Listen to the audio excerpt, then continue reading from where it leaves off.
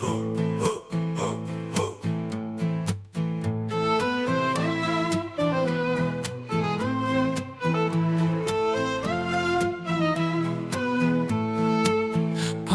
gönlüme açılan ilk baharsan, sen her günüme dilekler arzularsan.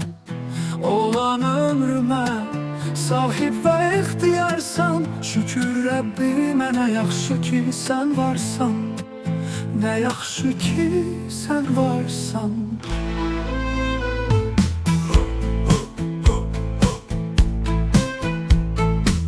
Her gün görmeye axtarıram bahane, İnan sevgiye lap dəliyəm divane. Seni sevmeye gelmişem bu cahane, kalbime kesilmiş duygularsan. Benim dilimde ezber olubdur adın. Sevdim seninle, bildim sevginin tadın. Sanki içimde eşk tongalı odladın. Korkuram beni kül edip yandırırsan. Payız gönlüme açılan ilk baharsan, sen her günüme dilekler arzularsan.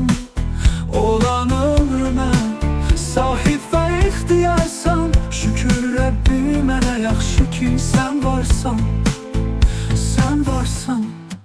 Ne yaxşı ki sen varsan, sen varsan.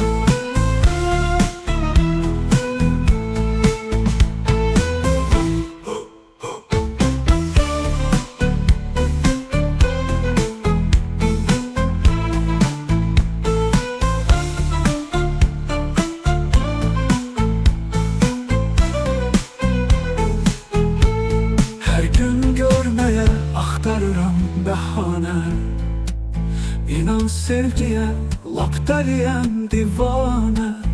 Seni sevmeye gelmişem bu cahane, kalbime kesilmiş duygularsan. Benim dilimde ezber olubdur adın. Sevdim seninle, bildim sevginin tadın. Sanki içimde eşk tongalı odladın. Korkuram beni kül edip yandırarsan. Payız gönlüme açılan ilk baharsan, sen her günüme dilekler arzularsan. Olan ömrüme sahip ve ihtiyarsan, şükür Rabbime ne yaxşı ki sen varsan, sen varsan. Sen varsan, ne yaxşı ki sen varsan.